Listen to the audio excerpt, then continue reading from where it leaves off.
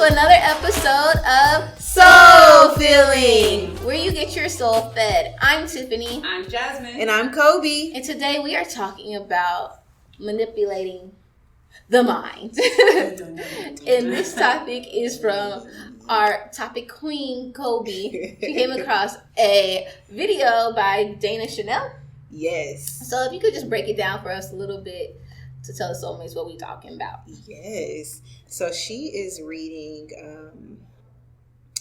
Guide. Let's see what it is. This is called Guide Moments for Women. And it is, I can't see the author, but she went on this rant about attention, and it's called Attention Ladies, Don't Use the Tool of Guilt as a Weapon. And the excerpt she read said, there is a sneaky little tool that some women use very masterfully to get others to do what they want. That tool is guilt. Yes, some of us are pros at making just the right comment that will stab a knife of guilt into the heart of a friend, family member, or coworker. Guilt is powerful because it lays in the mind and heart and is not easy to ignore. It also has a repeating value because just a word here or there can reactivate the guilt. Of course, there are major negatives that go with this tool. Guilt destroys relationships. Guilt can actually make people sick. And the biggest negative of all, guilt is not God's way of doing things. His word suggests more honest and open communication between people. Communication that speaks love, forgiveness, and care between people. And then it's a little quote that says, guilt, the gift that keeps on giving. Boy, does it. Guilt is literally like, never thought about it as an actual emotion, because also like guilt and regret kind of go hand in hand, because it's like, damn, I wish I wouldn't have done that. Exactly. And that really does tear you up inside. It does. Oh my God. And so then think about when you're on the opposite end of that, and you know that if you just say something or react a certain way, how it can make someone feel guilty and in turn make them do what you want to do. Right. And I was just like, wow, I've done that. Like, I was sitting there watching her, go on this rant about, how she used to, in the past she was dating and how she used to, play on people's fears or whatever, things that they did wrong, and how she used to manipulate men. And she said she's seen it in marriages, and she's even done it in hers. And she was just like, this is a eye-opening moment. Yes. And it was for me too. Ooh, can we get examples? Yes. Oh my gosh. Okay, y'all. So for me, the biggest one is really money. And I'll explain. Explain, please. Like, I might have the money for something, and I'm, might manipulate my mom into paying for something for me. Maybe it's my nails or, food or something. And I might even do the same for Kyle. Like my situation is all my money kind of goes to most of my expenses. Student loans, car note, phone bill, all those things. He doesn't pay that. So a lot of times I kind of guilt him in that way. I'm like, I got these bills coming. Exactly. No, but seriously, I do. I'm like, you know what? I just paid this. I just paid that. And I really might have the money in my account, but I just don't want to spend my money. I still feel like that money needs to go to this. Exactly. So I'm just like, it's a certain way that I do it, but I guilt him into, paying for meals or, paying for whatever we might want to do, Right. Or taking his car. Like, maybe I don't want to drive. And I'm like, no, you drive, Real. So, yeah. So this really did. Those are just small ways. So there are like probably some deeper ones, but that's just, it starts there. I feel like you start in those little situations where you like manipulate people to be like, ooh, okay, I see, that was easy. And then it translates over into bigger things. Right. And I think like also this manipulation with guilt especially kind of stems from, in my case, if I really don't be doing that, but in my case, and I'll tell y'all, I did do it today on accident. So I really don't be doing that, but I be doing it at the same time. But let me see. In the past, when I saw that, like, there have been times with my ex-boyfriend where I was just like, I think that guilt, the manipulation using guilt really stems from a sense of entitlement.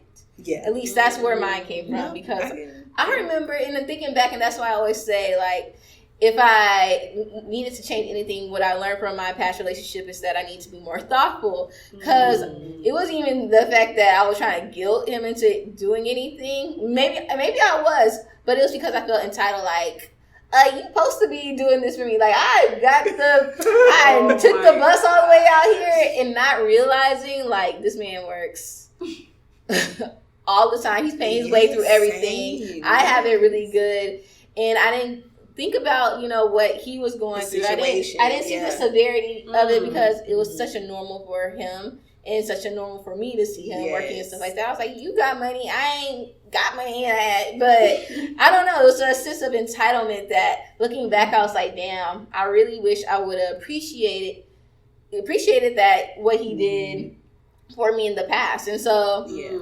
and looking back, I do be kind of like, now I feel guilty, because I'm like, damn, I really wish that I wasn't feeling so entitled in that way, because we know there's a good entitlement on that other podcast that we did that I forgot the name of. But yeah. No, that's so true that you said that, because when I think back, I don't have to think back. When I think about, like, just recently, I found myself doing something very, very similar to that, far along the lines of, using your entitlement just based on how you were raised or how you were brought up. So to you, it seems like a norm, but when you are projecting that norm on another person, it's like you're guilting them into thinking, this is the right way. So for instance, when it comes to saving or like money management, I would like guilt Jarvis in a sense into feeling like you're supposed to be more responsible with your money, like you're the man, you're supposed to like be the lead and all these things like that. But it's just like, okay, you were raised in an environment where this was a norm, so of course to you this is a norm, so why are you making me feel guilty about it?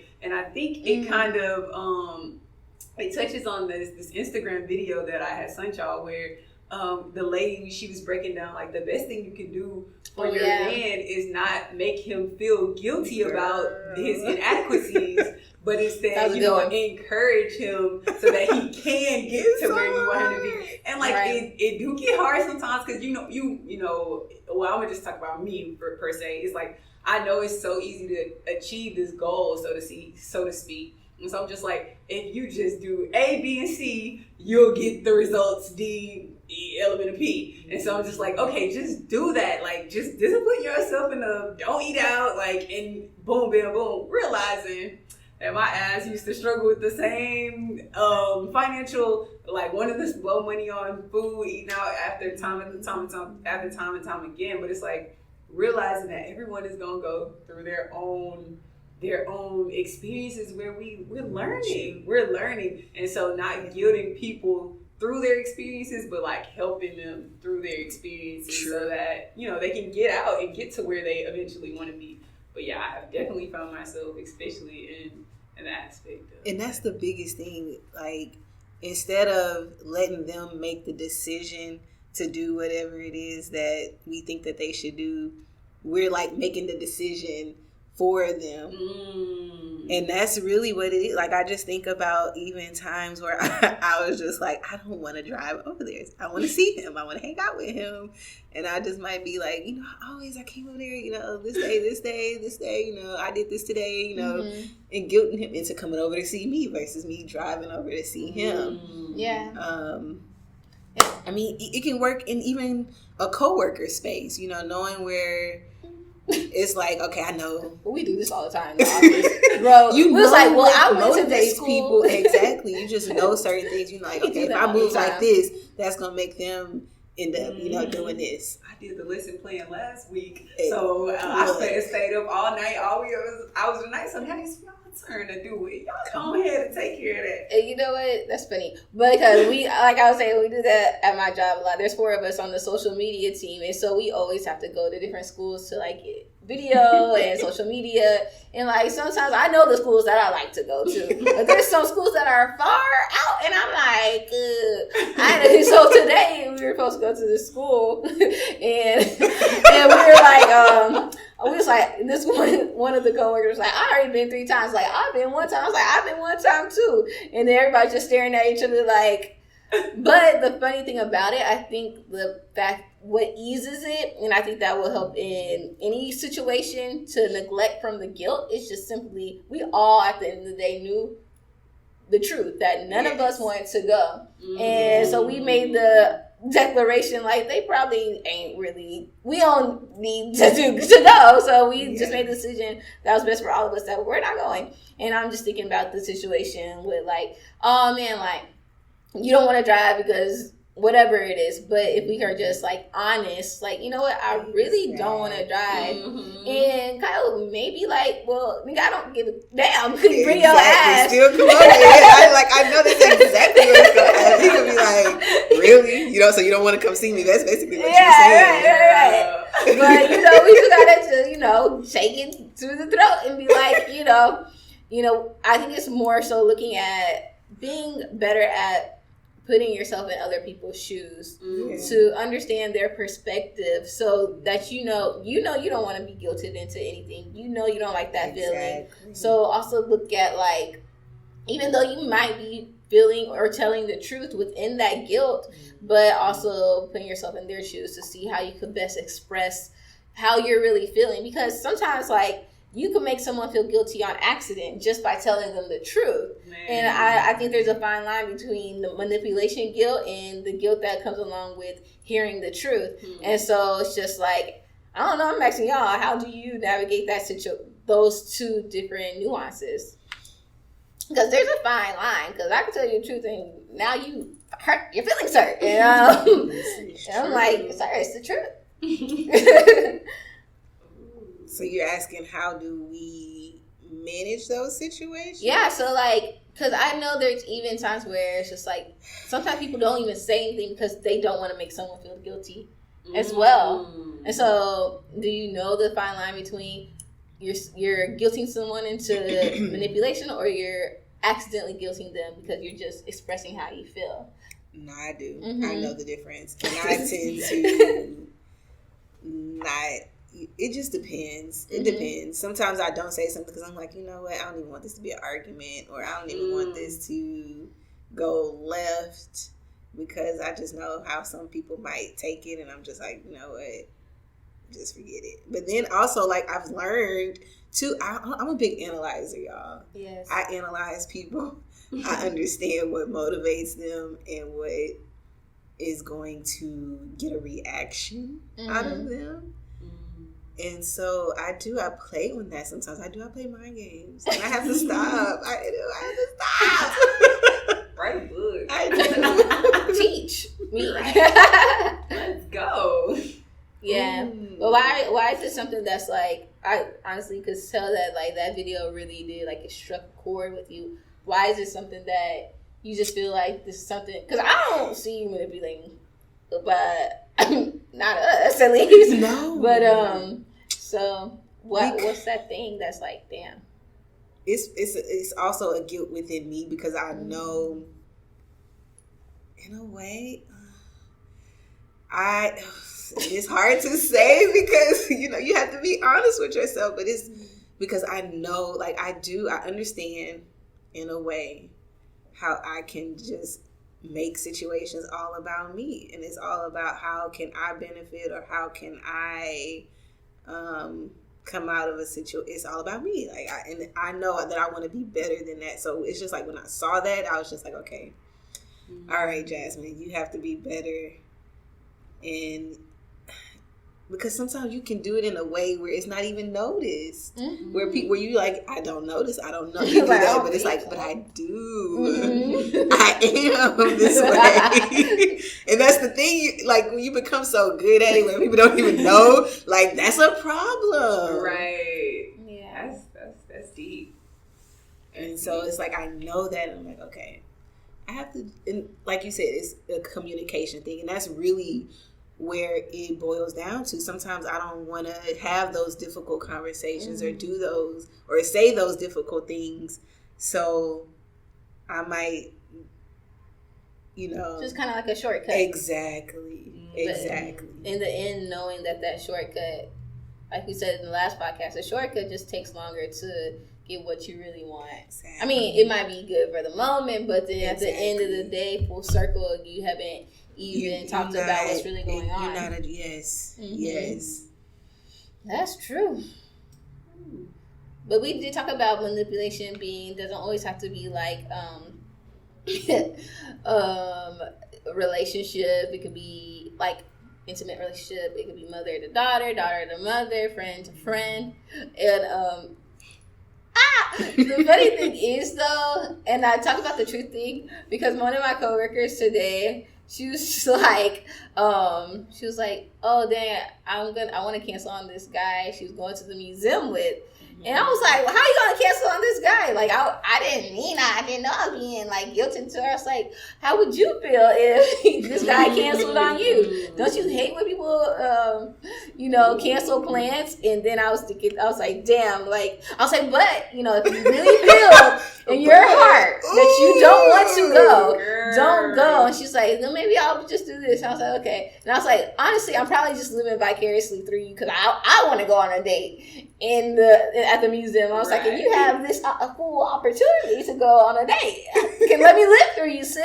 But then I was like, damn, I don't know. I'm like, why do I care so much about what you about to do after work? But I was just like, dang, I don't know why. But I was like, but I think it was also the truth. Like, knowing the person that she is, she hates when things are changed. She hates flaky people and things of that nature. So I'm like, I don't know what I was doing. I don't know what I was talking about, but I was just thinking it was funny. That's what I was talking about earlier today. I was like, I actually did do that earlier today. But that's a technique. It is to be like, no. But if you don't want to, you don't have to. You always have to have that disclosure. Yeah. What's it called? Disclaimer. I keep saying disclosure. Disclaimer. Disclaimers. Y'all. Look. I feel like go a little deeper for Kobe. I feel like she ain't telling us something. Right. Let us in. No. But have y'all ever been manipulated or felt guilted into doing something? Definitely. And so how did that play out? Because I can't really think of an instance. For me, I can honestly say that I have been more on the being manipulated because I don't know. I'm not trying to make myself seem like I'm just this holier than thou person, but I feel like I was so naive because my heart was just like my guards were always down, and like I'm always thinking like, how can I help you? Like, how can I help you? And so a lot of times I would find myself in situations where there was relationships or co-worker friendships, like just going out of my way, like, do you think you can do this? Even though I know I need these resources, but if someone asks me for it, I'm like, oh yeah, sure, I'll just make a way out of it. I'll figure another way to make ends meet, so to speak. And not, even think twice because I know that you need help. So I'm like, okay, I'll help you, no problem. And then I'll look down or look around like, you know what, I'm left without. And I'm like, wait a minute, what is this? And when I find myself wanting to get mad, I'm like, but wait, they didn't make me give them anything. I could have easily said no at any given time. And so we briefly touched on this. I don't know if this was in the live show or I don't know, or this was on the truck podcast. I mean, with the Truckcast. Yes, Truckcast. And so, and they were in, and we got on the topic where we was talking about women should not use men as putting them in the friend zone. And I was like, I don't believe in that. And so this is just my take on it. I don't think women should be considered the bad guys when they friend zone a guy knowing that they don't have intentions. Just like I don't think, on the flip side, how I don't feel like the man should be labeled as the bad guy if he's cheating on the woman. It's their choice. Because the person that's getting cheated on or the person that's getting left in the friend zone has now if the person cheats on you once, the person friend zones you a month or two or however long, you still have that choice to continue to stay in the friend zone. You still have that choice to stay in an unhealthy situation where you're being cheated on. At any given time, you could walk away. And so I'm saying that to say I was in a very unhealthy situation for several years where the guy was serial cheating on me and just putting me in very unhealthy situations that I could have I could have walked away from at any given time when I look back now. And so I was being manipulated or guilted into staying every time I would try to leave, but I could have walked away with so many red flags, so many times where I could have said, okay, this is not healthy for me. This is not empowering me. I'm clearly not growing out of this situation. I should be leaving out of the situation, So I feel like when you are being guilted into things, pay attention to your vibrations. Pay attention to your emotions. How do you feel when this person asks something from you? How do you feel? Or do you feel drained and leeched every time they ask something from you? Or do you feel like I genuinely want to do this and after it's done, you don't have any oh, well, I did all this for you, so you should do this for me type deal. If it's that, then it's clearly a guilty, manipulative situation. I have a question. So with that situationship, because you are being manipulated, but my question is, because a lot of times I always say this, it's like, when a guy really, really likes you and want to be with you and essentially make you his for real girl, one day for real marry you, and we know those type of guys. So, but I know with him, I'm sure he made it seem that way as well. But did you kind of know deep down inside, or were you just allowing yourself to be manipulated and kind of just blocking the red flags? Okay, so I think it was a combination of both. So it was always, very intellectual conversation stimulation was always there. I could always talk. I feel like I could talk to this person about everything and anything. So it was it was almost like a breadcrumbing situation. I could see a future with you. I could see, but it wasn't, I'm gonna start a future with you. Or I want to start a future with you. So I was I could always see us, it would always say things I could always see us being very happy together or we would have beautiful kids.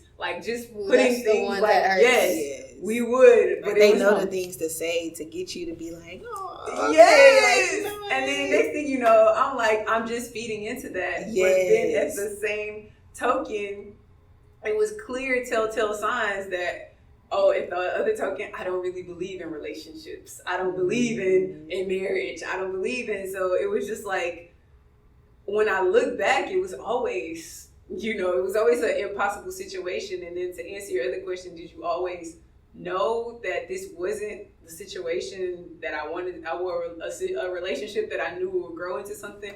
I always knew, and that's why I get so angry at myself, because I'm I knew that I would never want to take this person home to my family and present them as the person that I want to spend the rest of my life with. But then at the same token, I wasn't thinking about spending the rest of my life with someone at that time, because I was 21, or 23 or something like that. So I was I wasn't thinking about that deep into my future at that time. I'm looking for a husband, but I know that I was I wanted that I just wanted the perks that came with, being with this person. Likewise. But I didn't want a future with that person, if that makes sense. But I knew I didn't like the way that they were treating me at the same time. So you say you like the perks of being with that person. So did you essentially really want to be with that person for forever? Or did you just like having someone who's like a cuddle person? Like someone to talk to, someone to be there, someone to be your person? Or did you just really think that maybe in the long run, hopefully y'all will be together forever? I did think that one day we would be together forever. But then every time I would try to think that far into it, I would also tell myself, like, I know I would never genuinely be able to trust you. Mm-hmm. And I know I would never really be at peace. And I feel like I would have to look like, it would just be a very stressful situation on my piece, like having to check and having trust issues and just like, would you do to me what you're doing to me if we were to make it official? So I was always on edge with that. So that was one of the things, like, this will probably never work because the trust has been ruptured and I would always still feel like you would do something to hurt me. So, I was just asking that question because I feel like a lot of women, they stay in relationships because they are being manipulated. Mm-hmm. They are being told, oh, look, our kids would be so beautiful. Like, oh, I could see this, I could see that. Yet the actions don't line up. And it's just like you are an example of like what it is after you leave that manipulation. You finding real, true love. You found trust in a person. Someone you know will not hurt you. At least you feel that way. Mm-hmm. And someone who wants to be with you forever. And so I just feel like it's very important because I think a lot of women or men don't know that, like, outside of this manipulation and knowing something is wrong, know that if you let that person go, that there will be another person who's going to give you exactly everything that you need. Even though that person, those stimulating conversations could have you trapped because you're a sapiosexual, you love intellectual men that has long, deep conversations and things like that. Because I am the same way, but and we think that we can't get any better than that. But yes, that's what it is. Yeah, because I honestly thought that I would never find anyone that could love me with what I thought was love me the way that this person did. And I was just like really caught up on the idea, like, we'll work it out. And for a long time, and I kind of didn't answer this part of the question, for a long time, I really thought that he was going to get his stuff together and this would be my favorite person. Yeah. And because I had that idea in my mind, it blocked me from even ever seeking to open up to another person. So I literally had to wing myself off of them, find who I was, love who I was as a woman, and re-put the pieces back together and then really put myself back on the market. And this was like a 3-year process. So it wasn't like an over the night thing, but eventually, after being manipulated so long and it was just very, very unhealthy. It was a toxic situation. But once you get out of that toxicity, you kind of crave that thing. It's like, although I knew this person wasn't for me, I knew this person had no intentions. Well, I thought that they did have intentions because every time, I would try to leave, he would hurt himself to like make me say, like the song say, it was just that, like, it was the full blown everything, but it was just like, would I truly be at peace? Could we truly be at peace together? And answering that, even then, I knew better, but I still wasn't able to do better right off the rip, if that makes sense. And another thing, like another emotion we were talking about earlier, is regret. And so I'm like almost excited because a lot of times we could look back and it's like, why did I allow myself to be in that situation and things of that nature? But it's just, sometimes it's necessary. As long as you don't stay there, it's necessary to learn those things, to get hurt, to figure it out. Because I think it's okay to try to figure it out, to be honest, because so you won't be looking back even more regretting, like, what if I would have saw if it worked out or not, if that makes sense. Like, I'm glad that you at least tried and then realized, oh, this shit isn't for me. But I mean, I'm not saying do that for everyone, especially if someone's super, super toxic. But yeah, I don't know if that makes sense, but that's a lesson that needed to be learned for you. Agreed. But it could be highly detrimental for other people in really toxic relationships, and I advise you to get the fuck out right now. I wouldn't say go seeking a toxic relationship to absolutely I need to learn my lesson. Yeah, but if you are in one, still do your best to get out of ASAP. But you will find once you're out of the situation, that's where all the learning and the growing and the blessings come. But while you're there in the situation, it's not doing anything for your vibration. It only benefits you once you leave it and leave it behind you. Yeah. I agree. And for me, you know, it was in a similar situation, and it was always like, when I'm with this person, it feels good. They're telling me, you know, these things, and it makes me happy. But then when it was like in my quiet time, my time alone, and I was like really reflecting and thinking about it, I'm just like, it's just like that, you know, is he thinking about me like I'm thinking about him? Is he doing, you know, is he really where he say he at? Is he, you know, those thoughts. And then you really, like, that fogginess starts to wear off, and you're like, okay, wait. Yes. Then you get roped back in, and then it's like, okay. Yes. And if we could talk about sex for a second. Yeah. Let's talk about sex. So, there's this program that we have. Look, you may be besides, right? So, but this is the reason why I'm bringing this up. We have a program at the company I work for, and we go out and teach about healthy relationships. And so they do this exercise where they have this can of water, a see-through, you can see, and they put glitter in it. And so they stir it up like the glitter, and it's all swirly, and it's so pretty and mesmerizing. And they're saying this is your emotions when you first meet someone, where you're like all in love, and you're like, oh, this guy's perfect, this girl's perfect, she's fine, she got face, she everything. But then after a while, the glitter starts to settle at the bottom, and you can see through the water clearly. And so what they say to the students is, you have to let the fogginess, that all glittery feeling inside, like, ooh, this man perfect and everything, let it settle and really get to know a person. Let them show you their actions before taking a step, like being in a relationship, or even more to me, like having sex with that person, because that can even glamorize, got that glitter back up, can't see nothing because it's all good.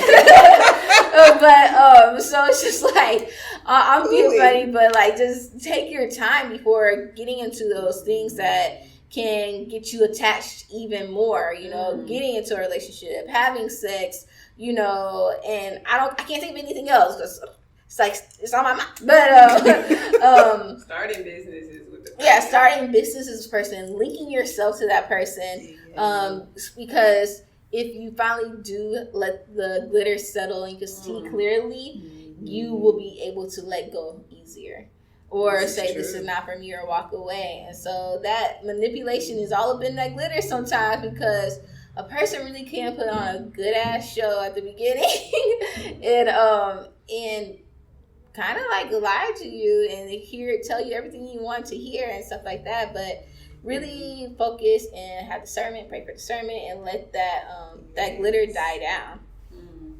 But it's something, and there's gonna be times when that glitter dies down, you see clearly that is your soulmate, and that's the person you want to be with for the rest of your life. Absolutely. You have trust in that person, and it's great. So it could go either way, and then you can have sex with that person, get married to that person, you can do whatever. But yeah. Definitely wait to the glitter and the glam. That is a good thing, because scientifically proven, it is proven that the first 2 years of a relationship is where you are at an all-time high of the chemical of oxytocin. And that's the love hormone, like love is a drug type deal. I'm ready to run through this brick wall with you type deal.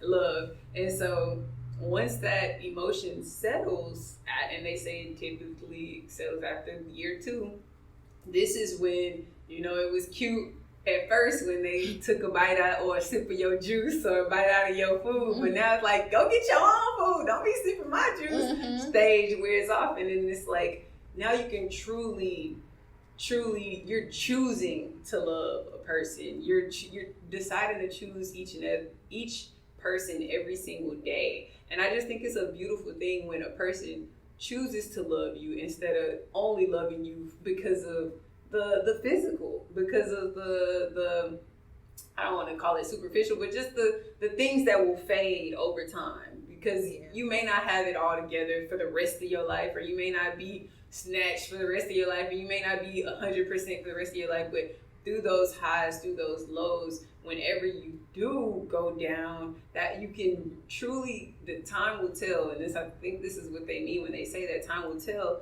if that person really is there for you, if they choose to be there with you through it all. They're not just angry about something you did to them or said to them and they gonna pack up and go, or it's something that you lack, so they're gonna go. So it's just like, of course, with parameters as well, because I don't believe, you should get in a relationship and just let yourself go and then expect you supposed to be here with me so definitely like Soul Feeling said that you ain't my soulmate unless you accept me at 750 pounds. No, I'm not saying that at all. I still think together you're supposed to strive to be your best selves throughout your journey, but realizing that you will have hiccups in your journey, and in those hiccups, when the glitter fades and everything ain't as glamalicious as it once was when we first started this thing, and all the emotional high ain't there, is like, I'm still gonna be there for you until we get back to that emotional high, or until because I don't think you're gonna get to the 2-year point and then you can never ever get to that glam again, because that was what they were talking about in the book, and I can't remember what the book was called, but I know they did hit on it in the 5 love languages. But basically, to continuously spark that oxytocin, that's what you're seeking for throughout your partnership, to have like those it's like you're seeking a high, and you constantly do that by constantly courting that person, constantly going on dates, doing the things that actually made y'all fall in love in the first place. And so don't forget the things that made you win that person over. Don't forget the things that made you fall in love with that person in the first place. So continue doing that even when y'all are in the relationship for hundreds of years to come. And then of course you will still have those glittery moments, but not, packing up your bags and going one thing to that you don't like. It's funny that you said that, because I was talking to one of my coworkers. He's one of the older guys who works at our job, and he was just talking about him and his wife, and what they've been through. There's been times where they hate each other, like they've been ups and downs. They've been together since they were teenagers.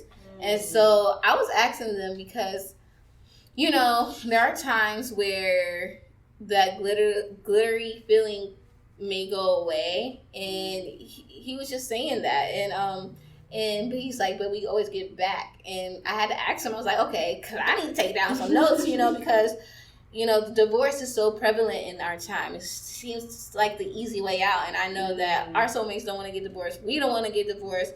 And so I was like, so how did y'all, with those down moments, how did y'all get back to where y'all was supposed to be? And he was just saying, like you were saying, doing those same things that make for those glittery moments, but also it has to be a work and work between both you and that other person. And I kind of makes me feel like going back to our other podcast when we were talking about the post with Green Eye Soul, where she was saying that sometimes he meets me 80 when I'm 20%. And, it could get a little hard if you feel like someone's not trying with you. And I don't know, I just think like it has to be a very consistent thing for if you're in a relationship to really work on growing each and every day, so you don't fall to that 20%. You know what I'm saying? Because it really does take two people trying at the same time. But to have someone, if you kind of one day you fall to that 20%, that they're able to go after you, that 80%, and you do the same for them, vice versa. And I think with this whole guilt thing and guilting people thing, and like we were saying, that really manipulation thing really stems from us not really just saying how we truly feel. It's just like we just gotta get better at communicating exactly what we want, and that's not only in, I don't want to say when I say intimate relationships, like significant other relationships, that's literally in everything, like co-worker relationships, mother-daughter relationships, father-son relationships.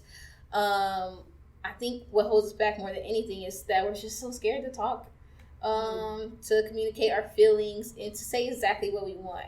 You know, we kind of like we know what we want, but we try to fit it into where we damn near manipulate ourselves. We try to fit it into what we want, into what they want. Yeah.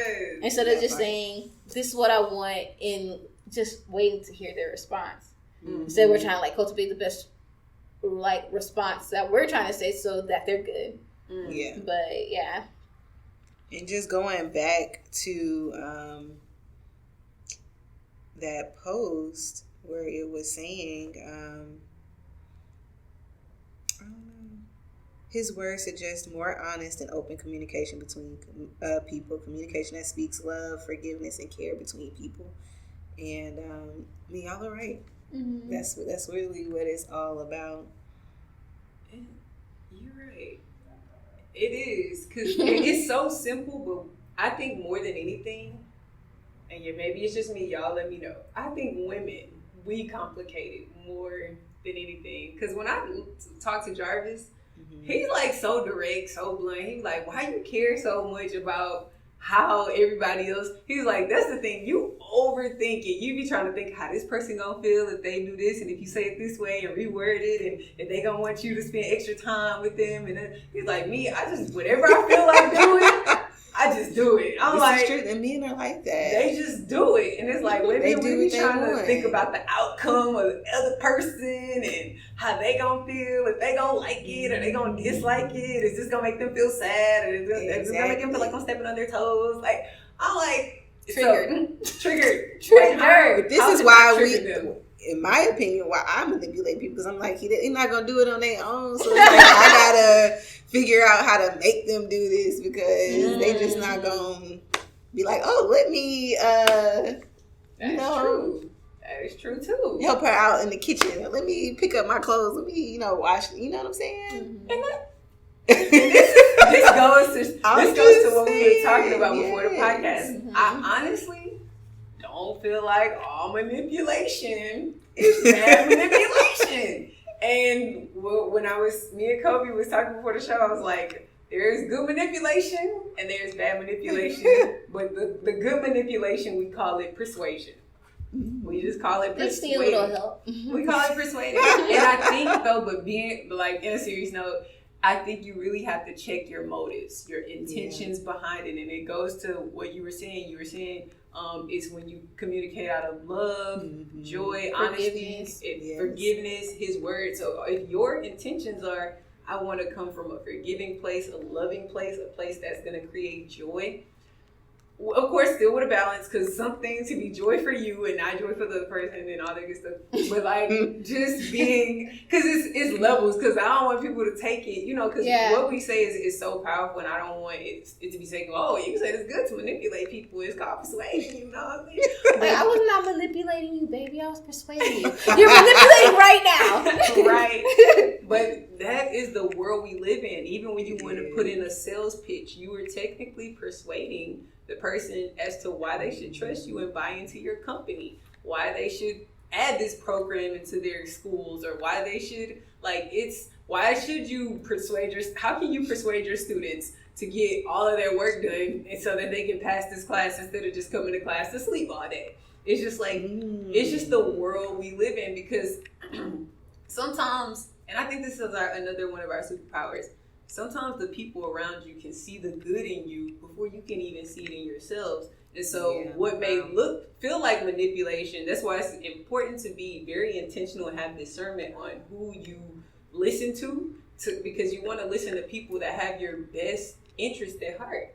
Because if you know they have your best interest at heart, even if they are persuading you, if your mother is persuading you, you know she would never do anything intentionally to try to like have you down and out. Like, but not everyone can say the same about their mother, because you know, or their father. So you just have to use your better judgment as to who do you listen to, and have that discernment on, you know, does this person have their best interest at heart for me? If they don't, then discern and not to listen to them. If they do, even if they are manipulating you, it's most likely for your good, but we'll just say persuading you, because that sounds a lot better. Right. I think there really is a huge distinction between persuasion, the truth, and manipulation. Because manipulation, I feel like it really is like you really are being coerced to do something that you really don't want to do or you're not ready for. I could just think about, and I ain't saying no names, but I remember just being a virgin, and the guy I was talking to was like, it was so stupid. And he was like, yeah, I've been having sex dreams. And I was like, oh, okay, about me? And he was like, no, actually, so-and-so, you know, I can't really have sex dreams about someone I never had sex with. Now I know that is not true, because my imagination is very vivid. Wow. But, like, I was like, oh, man. And then, I mean, that was just, like, so stupid. But people could really be like, dang, you know what? So he got sex dreams about me. I need to lay it down on him before they're ready. And just stupid stuff like that. Like, women be saying, like, you know, well, they could manipulate you by saying, like, well, this is a big manipulation, is comparing you to someone else. Like, well, my mama does this for me, or my ex-girlfriend used to do this, and that, or this friend, this person's son is doing this, and that. Trying to, if you have to belittle someone, to play on someone's insecurity or try to make them feel less than to do something you want, that is manipulation. And if somebody's making you feel that way, just know that it has nothing to do with you. They're trying to manipulate you to do something that they want. It's not about you, you know, that they want for you, how they want you to be seen. And so it's just like, if you're feeling that belittled, or someone trying to make you feel insecure, or you're doing that to someone else, that's when that really crosses over into that manipulation stuff. Because when you're being manipulated, your insecurities are being struck, your self-esteem is being slaughtered, and manipulation is a trap. It's keeping you caged in. Like, I need to manipulate you to make you stay with me. That's why a lot of men or women say, you ain't gonna find nobody better than me. I don't know where you going. Things like that. And so it's just like, when that rhetoric starts to come out, you're being manipulated. Just know that they're manipulating you because they're trying to trap you, and they know that if you're free, that you're gonna be better off without them and their dumbass suggestions. So and a big one too is the forgiveness part of it. Like, you say you forgiving this person, but then you keep bringing up a situation to, like, you know, you keep milking it, you keep dragging it out so that they can stay in the doghouse, so that they can keep, you know. And it's also the thing that, like, some manipulation can make you feel better about yourself. Like, I hear people, and I've probably done this before too, you know, you start to manipulate your mind talking about another person and what they did wrong to you, why they keep doing this and that. And you either, like you said earlier, you either accept what they're doing or you let it go. But if you're letting it go, you cannot continue to bring that thing up over and over again, because you're just making yourself mad and you're making me mad because I keep hearing the same thing because you know what you got yourself into. But we do that all the time. I probably do that. I can't think. I'm thinking of a situation, but I'm not trying to speak it out because it's stupid. But it's just like, yeah, because it's like you were saying earlier, it's a choice. Essentially, like, you can be manipulated, but it's a choice. I'm rather, like, especially if you say you forgive someone or you accept someone to do something, yet you still are badgering them and trying to impose your beliefs on them. What is that? That's like you are being passive aggressive and you really are still trying to change that person. Even when they clearly said, this is who I am, you either stay or you leave. or whatever. Oh, that's good. Girl, I love how you just broke down all those examples and put them into perspective, because that further proves the point that Kobe had stated from the article, that it's a sickness. Think about how that makes that person feel. Like you touched on self-esteem. Yes. Like you literally will start feeling inadequate. Like I'm less than. What's wrong with me? When you are perfectly and wonderfully made. Yes. And there is nothing wrong with you. You are amazing. And you will literally start to think like, oh, I'm not good enough. I'll never find anyone better than me. Oh, I'm too this, I'm too that. And it's like, you are perfect. And you literally run around here thinking, oh, this person's outdoing me or outshining me. And just all the constant guilt trips that this manipulator has placed on you and poured into your mind. And it's like, it becomes a sickness, because sickness of self-esteem, sickness of the negative thoughts that you're constantly feeding yourself, that can cause other, like, depression. Like, it can literally root and sink in so low, because I remember feeling so depressed and sad when I wasn't with the person. Of course, when I was with them, I would feel so high and mighty. But then when you're in your silence, like Kobe was saying, when I was by myself, I was feeling like, oh my gosh, this person's out with somebody better than me, or, you know, and like feeling like I wasn't pretty enough, or I wasn't smart enough, like all of these things that was wrong with me. Like, what could I do better so this person can put all their attention on me? It was like nothing I could have done or should have done, or it was all within that person. Like they were missing their blessing and blocking their blessings. Because who's in whose DMs to this day? Getting red, left on red, and blocks. But okay. We gonna we gonna speak on it. I'm just saying, though. Let's just keep it real. Okay. I can't. Oh my God, there was something else I wanted to say, but I cannot remember. Just guilt. Inherently, it's like we have to leave guilt behind and know that we're learning from our lessons, because essentially, we always say this: God wanted us, died on the cross for our sins, for us to live life abundantly, with abundance. And so we put a lot of shame on ourselves, put a lot of guilt on ourselves. When God died on the cross for our sins, because he knew that we were going to sin. You know, he knew that we're going to fall short of the glory of God. And so, hey, he died on the cross for our sins. I'm not saying go out there and just sin it up. But I'm saying is he doesn't want us to tear ourselves down. He wants us to know that we have redemption, we have grace, and that we could mess up, get back up, and be a better person. And so if we conviction, so if we keep guilting ourselves or putting all this pressure on ourselves and thinking that we're disappointing the Most High, really, he's just saying no. Like, all I want is for you to just bask in my glory, to know that you are fearfully and wonderfully made. And so don't feel guilty of nothing, because I made you perfectly who you are. I already knew what you were going to do before you even were born. I already knew the wheel that you was going to take, even though I said you should do this. But if we're just going to be holding ourselves back, if we allow ourselves to feel guilty, or we allow someone else to make us feel guilty, you know?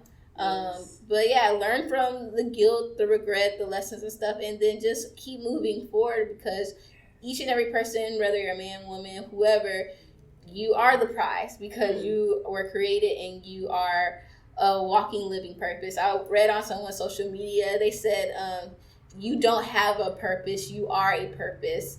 Meaning, like, if you're here in existence, that you are a purpose. You're a living, breathing purpose that God has placed on earth, because he's like, I need a purpose here, I need a purpose here, a purpose here. So it's just That's beautiful. Ooh. Just feeding off of that, the last thing that I want to say is, just as a person who manipulates, it stems from once being manipulated myself. And then also, because I don't want to be manipulated, I feel like I have to manipulate the situation or be in control of the situation so that I don't become or feel manipulated. That is good. But whether you're the manipulator or you're the person being manipulated, I just want to say you have the right to be treated with respect. You have the right to express your feelings, your opinions, and your wants without feeling guilty. You have the right to set your own priorities. You have the right to say no without feeling guilty. You have the right to have different opinions than other people. And you have the right to create your own happiness.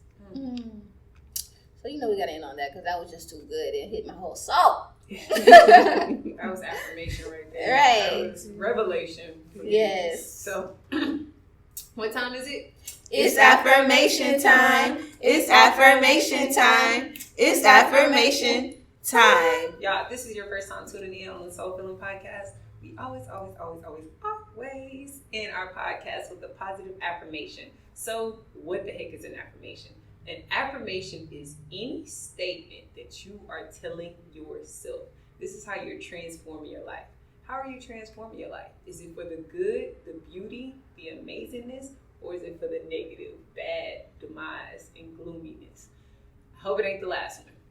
In the Bible, it states, let the weak say. You got to speak this thing out loud, y'all. It says, let the weak say, I am strong. So on those days you're feeling weak, not like your best self, still affirm, I'm getting better and better. God is creating my path and just guiding me on the most divine way.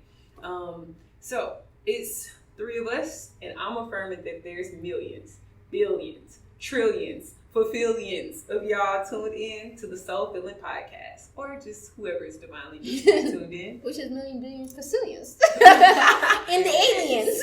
Times Come on now. trillions. Okay? That we meant for everyone. We meant for the trees, the birds. Right. So generations and generations. Oh, okay. Generations gonna be watching it, so that's why it's gonna be gazillions. Ooh. Come on, Jazz. Keep saying that. Because I was always wondering, like, she kind of going over millions, and there's only like billions. Don't keep saying Gotcha. He's gonna live on forever. Yeah, I ain't never be thought listening about to that. Soul Feeling Wow. Podcast. But no wonder you've been saying that, and I said that. So my affirmation is, I am healthy. I am acting with a sincere heart. I am boldly speaking my truth. Whew. All of it. Can I just have all of the affirmations? Let us know your affirmations below if you're watching us on YouTube. Oh, actually, we have comment sections and everything. So if you're watching us on Spotify, actually, they don't have a comment section in Spotify. But if you listen to us on Soul Feeling Podcast, wait. If you listen to us on SoundCloud, leave a comment. If you listen to us on YouTube, leave a comment. Google Play, you can't leave a comment. So, but you can rate us. Apple Podcasts, you can give us a 5-star rating. And if you just want to say something to us, we are always looking at our Twitter, our Facebook, our Instagram. Soul Feeling Podcast everywhere. That's SOUL space FILLING. But y'all already knew that. Anyways, we love you guys so much. Bye.